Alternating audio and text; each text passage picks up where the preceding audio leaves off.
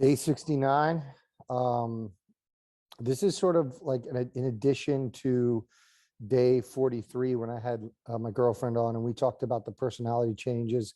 Little did I know, fast forward to day 69, and there's all these other changes that are happening.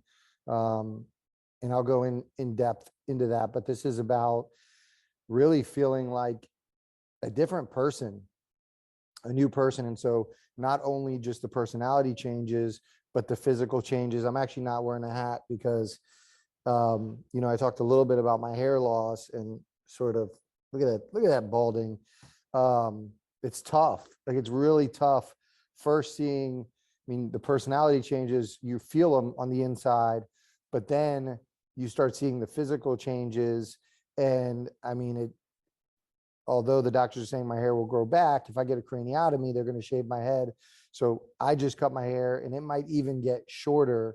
Um, Seems kind of vain, but like that's sort of the first thing that impacts you because you think of yourself as like in a certain light. And then all of a sudden the hair goes and then you start, for me, I'm not able to work out in the same way.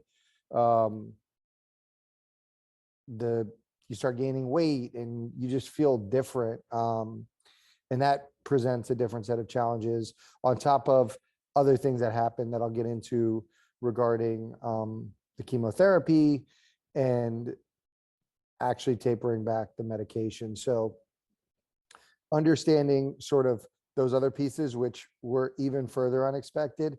A lot of you have really mentioned to me about sort of this positivity and the positive attitude I have. It's been tough. It's been really tough of late, especially as I've begun my chemotherapy. So I want to discuss a little bit about that, peel back the curtain on that part of it. So enjoy day 69.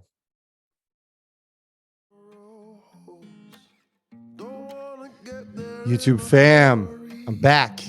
Day 69. Whoa, hello. Day 69.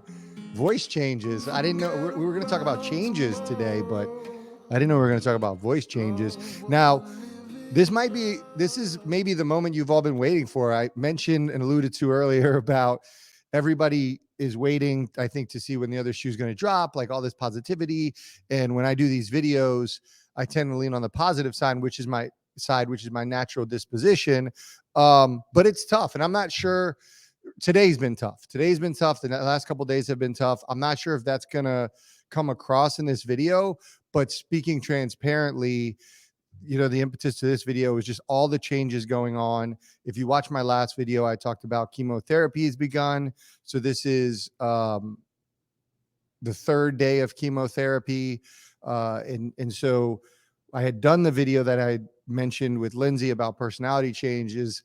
Little did I know all the other changes that happen. And I feel like a totally different person and how I have to operate in my day and the things I have to do. And really, I think the biggest thing is like how I have to compensate. So we were told about the personality changes through the steroids, through the medications, but there are other things that I didn't really anticipate. Obviously the physical, which I had mentioned earlier.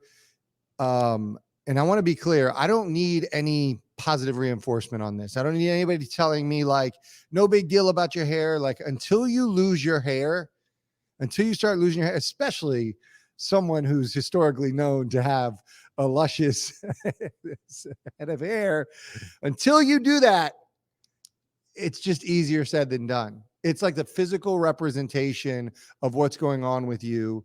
And all I keep thinking about is Scott Van Pelt saying, why don't you just come over to the dark side? So I don't know what happens. I mean, the doctor's saying in a few months that hair is going to come back. But also if I have a resection in a month or two and a craniotomy, they're going to shave my head. I'm going to have to go through radiation. I'm going to lose hair again. That part's the challenge. The physical part, it sounds really vain, but it's hard because it's just the constant reminder looking at yourself in the mirror. My personality, that comes from time to time. I have great moments. I have tough moments. The physical part never changes. So it is challenging. And it is a reminder of what's going on. The weight gain is a reminder. Looking at yourself in the mirror and not seeing the same fitness level is challenging. And so sometimes I think you just kind of like take the moments where, at least for me, like it sucks and you feel sorry for yourself, but then you just get right back at it. So to be clear, I get it. I'm sure like there's a whole positive side, and I want to be positive about that, but also I want to paint a picture of the reality. And I still feel it doesn't change how I feel moving forward. The other thing is I had a subclinical seizure a couple days ago, and I missed my meds in the morning. I didn't realize it. I could have swore I took them.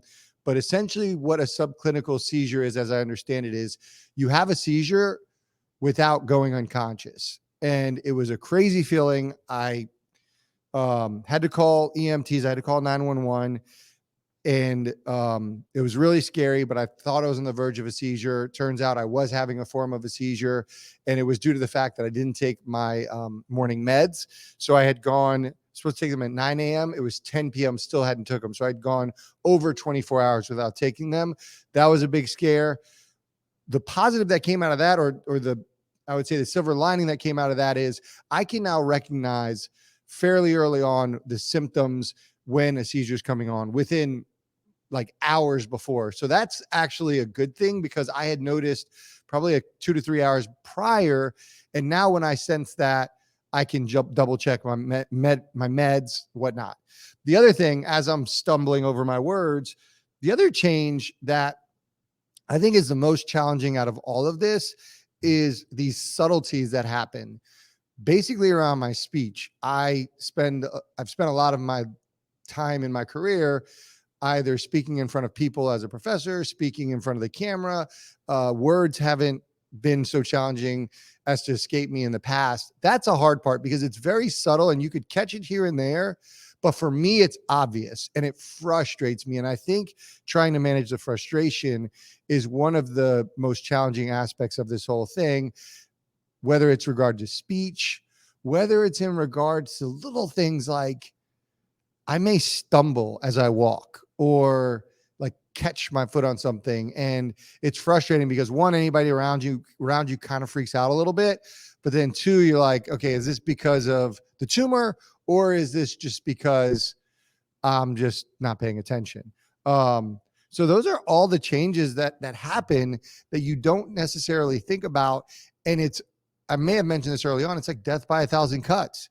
Whether you're stumbling over your feet, whether you're stumbling over your words, whether your hair is going, whether you're losing your patience with your friends, loved ones, whatever.